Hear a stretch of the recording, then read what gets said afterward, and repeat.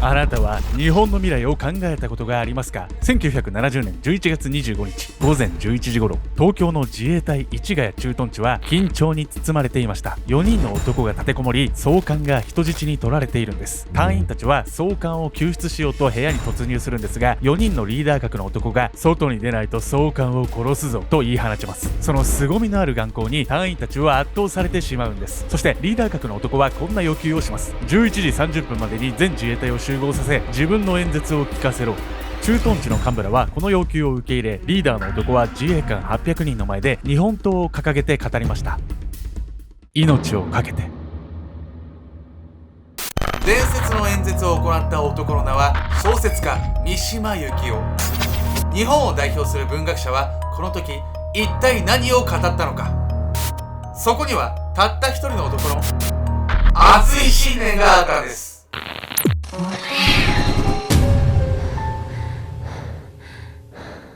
おっそす、どっかで名古屋ロックを行くよ、ケンちゃんです。やみこです。名古屋に行きたいなんて。名古屋か大阪か、大阪前行ったじゃない。とにかく旅行に行きたいのね。旅行に行きたい。まあね。本日ね、ご紹介するのは熱すぎる小説家三島由紀夫についてなんです。聞いたことあるわよ。そうなんです。三島文学とかね、もう聞いたことあるに決まってるぐらい、有名なね、小説家の方なんですけど、結構ネトラの皆さんの中でも読んだことがある人はいるんじゃないですか。三島由紀夫といえばどんな本ですか？人間失格？違うわね。違うわ。それ太宰治な。あれよ、なんか、すごいエッチな名前の。早速ですが、三島由紀夫が一体どんな人物だったのか見ていきたいと思い。世界が認める小説家。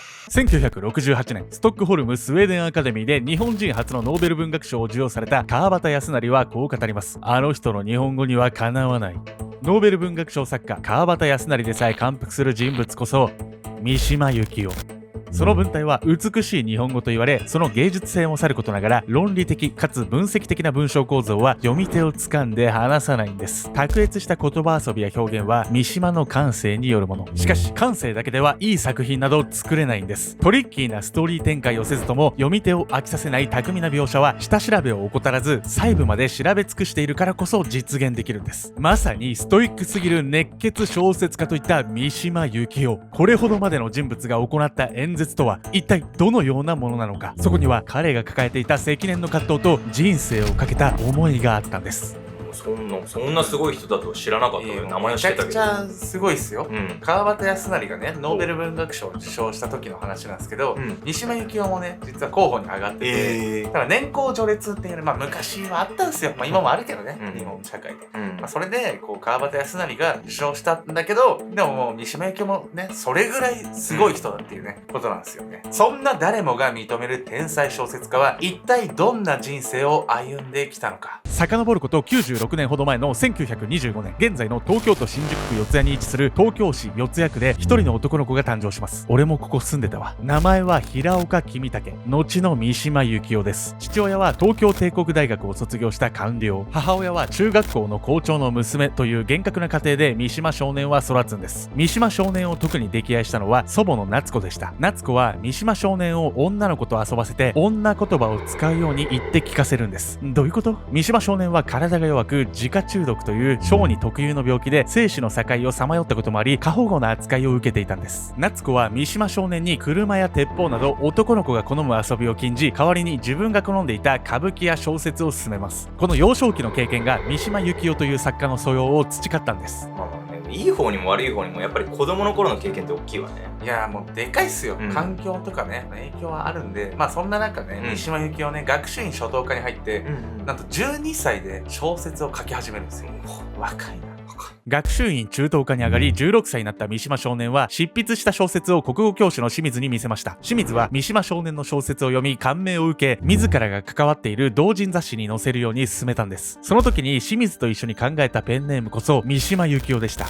清水がとある用事で静岡県に出向いた際に三島駅から富士山に積もる雪を見て三島由紀夫という名前が浮かんだというんです。そしてこの頃から日本ローマン派と呼ばれる文学思想を共有する作家たちの影響を受けるようになるんです。日本ローマン派とは近代を批判し古代を賛美することで日本の伝統への回帰を提唱した文学思想の一つなんです。こうしてわずか10代で文学の才能を開花させ、先人たちの考え方を吸収しながら自らの文学を追求していくんです。そして三島は1944 1944年、学習院高等科を首席で卒業し、東京大学法学部に推薦入学。推薦あるんだ。その2週間後にデビュー作、花盛りの森を含む4編の短編小説の作品集を刊行するんです。全然なんかすっごい順調じゃない。いや、そうなんですよ。でもね、1944年といえばね、もう戦争のもう真っ只中っすよ。もうどんどんね、もう激戦になっていっても大変な時期。そしてね、三島にもその時がやってくるんです。1945年2月6日、三島は入隊検査を受けるために父親と共に広島へ向かいます。戦地に行き、国のために死ぬのだ。三島は戦死することを覚悟でこの入隊検査に臨んでいました。しかしここで予想外なことが起こるんです。なんと入隊検査で誤診を受け東京へ帰らされてしまったんです。実は三島は母親から風邪が移り気管支炎になっていました。そのため医師は三島の症状を肺浸潤という肺結核の初期の状態だと勘違いしたんです。運よく軍役を免れた三島。しかしこの経験は三島にとって強いコンプレックスとなったんです。戦地に行くことも叶わない虚弱体質を嘆き、自分は拒まれているんだという意識が芽生えたんです。東京に帰ってきても学生という立場は一人前とは言えません。戦地で活躍する男たちに対して劣等感を感じ続けることになるんです。このような経験から三島は独特な静止感を持つようになり、作品の中にもそれが現れるようになります。そしてね、また執筆活動を始める三島なんですが、厳格なね、三島の父親はね、そんなね、その三島のその文学活動みたいなところをね、認めれなかったんですよ。でもそんな気持ちを無下にはできなかったんで、三島はね、現在の財務省にあたる大蔵省に、仕方なく入省するんです。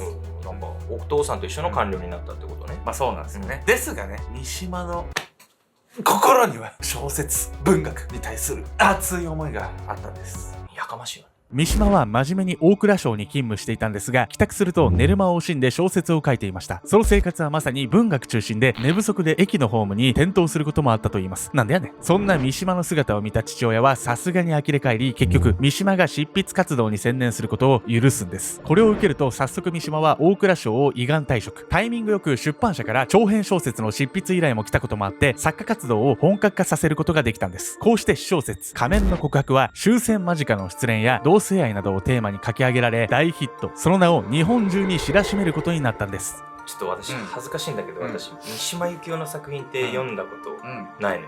どんな作品かちょっと教えてほしいんだけど。そんな恥ずかしいヤミコさんには本日のメトラキーワード、三島由紀夫の代表作ともいえる仮面の告白について。仮面の告白は三島由紀夫の自伝的要素が強いと言われる小説で、当時としてはかなりスキャンダラスな内容になっています。この作品ね、かなり深い人間心理を描いていて、結構硬派なね、作品なんですよ。ちょっと難しいんで、さらっとね、冒頭の部分だけ解説していきたいと思います。長い間、私は自分が生まれた時の光景を見たことがあると言い張っていた。かなり変わったことを言い張っていますが、この人物こそ主人公の私なんです。私は幼い頃から病弱で自分だけの世界を持つ繊細な子供でした。そして彼特有の感覚が芽生えるんです。それは男性への性的な憧れ。彼が特に興味をそそられるのは汗が滴る肉体労働者や戦地で負傷した兵士のようなたくましい男性です。しかし病弱な自分との違いを比べてしまい、嫉妬の感情とともに恋心が崩れ去ってしまうんです。三島はね、同性愛者ではなかったんですが、戦時中にね、兵役に就くことができなかったことだったり、子供時代のね、いろんな経験がね、見事に消化されてるんです。そんなさなか、私は園子という少女と出会い、恋心を抱きます。初めての異性との恋に私は期待を寄せるんです。園子と一緒にいることができれば、私も生まれ変われるかもしれないと。しかし彼女との関係、そして自分自身の本当の性は何なのかという葛藤に深く悩まされることになるんです。私の運命やいかにという内容です。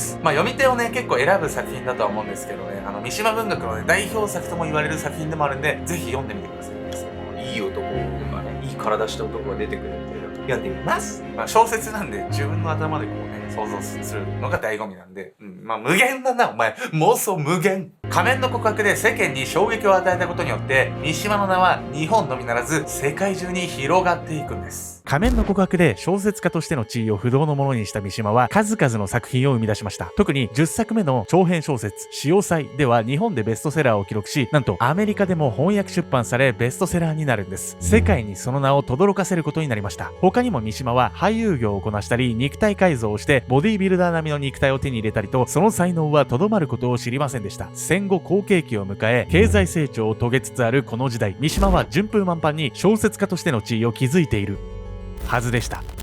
しかしかし1960年代になると三島はある行動に出ます。それは祖国防衛隊の結成。祖国防衛隊とは戦力を持たない日本の文化と伝統を守るために有志市民が集まって結成された軍隊的な集団のこと。メンバーは民族派の学生たちが中心でした。隊員には独自の制服や制帽、会員手帳を支給し、それらの支給品の費用などは全て三島の実費でした。そして隊員には空手、剣道、居合の稽古と厳しい訓練を行っていたんです。この三島の活動に感銘を受ける学生は非常に多く、最盛期に要した隊員はなんと100人以上にも上ったんです。小説家ってよりさ、活動家になっちゃってんじゃないこれ。いや、そうなんですよ、おっしゃる通りで。三島はね、この集団を後に盾の会と改め、あの事件を起こしてしまうんです。1970年11月25日午前10時58分頃、当時45歳の三島は盾の会のメンバー4名を引き連れ、東京都新宿区の陸上自衛隊市街駐屯地へ向かいます。三島は事前にこの日に訪問することを予約しており、出迎えの自衛隊員は疑うことなく総監室に通すんです。三島と総監はもちろん面識があります。2人は普段通り対談を始めるんです。そして三島が不意に合図を送るや否や、盾の会の4人のメンバーは突然総監を取り押さえるんです。あまりに突然の出来事に総監はなすすべがないままあっけなく拘束されてしまいます。そして三島たちは出入り口に机や椅子などを使ってバリケードを構築し、総監室に立てこもったんです。そして隊員たちが総監を救出しようと部屋に突入するんですが、三島に外に出ないと総監を殺すぞと一蹴されてしまうんです。怖えな。そして三島はこんな要求をします。11時半までに全自衛官を集合させ、自分の演説を聞かせろ。この演説こそが三島の伝説の演説となるんです。こんなことまでして何が言いたかったの？三島っすよ。自衛隊員の前でね、もうそれまためちゃくちゃ熱いこと語ってくれるんですよ。命を懸けた演説。お前ら聞け。静かにせい。静かにせい。話を聞け。男一匹が命を懸けて諸君に訴えているんだぞ。バルコニーに上がった三島は800人以上の自衛官を前にしてこう語ります。男一匹が命を懸けて諸君に訴えているんだぞ。いいか。それがだ、今日本人がだ、ここでもって立ち上がらねば、自衛隊が立ち上がらなきゃ憲法改正ってものはないんだよ。諸君はね、永久にだね、ただアメリカの軍隊になってしまうんだぞ。駐屯地の周囲にはマスコミが詰めかけ、中継用のヘリコプターまで飛び交い、辺りは騒然としました。そのため三島の声は虚しくかき消されていくんです。三島は約10分もの間演説を行い、機動隊が1階に突入したのをきっかけに仲間の元へ戻ります。そして総監にこう伝えるんです。総監には恨みはありません。自衛隊を天皇にお返しするためです。こうするより仕方がなかったんです。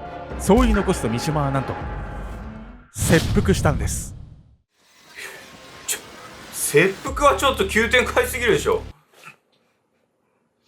いや、もうね、男気っすよ。もうね、初めからね、全部言ったら切腹して自害してみたいな覚悟があったんすよ。やっぱ男なんですよね。ただね、理解できないネットのね、ネットにこう全文が上がってるんで、この時の演説、内容に関してはね、賛否両論は分かれるとは思うんですけど、ぜひぜひ見てみてください。盾の会のメンバーの一人、森田正勝も三島の後を追い切腹自殺をしました。そして残された盾の会のメンバー3人は三島と森田の遺体を前に合唱し、涙を流したといいます。そして拘束を外された総監も、私にも冥福を祈らせてくれと合唱したというんです。3人は総監室から出たところをその場で取り押さえられ、逮捕されることになりました。総監は後のインタビューでこう語っています。三島を含む実行犯全員に憎いという感情は一切なく、国を思い自衛隊を思ってあれほどのことをやった。純粋な国を思う気持ちは個人としては買ってあげたい。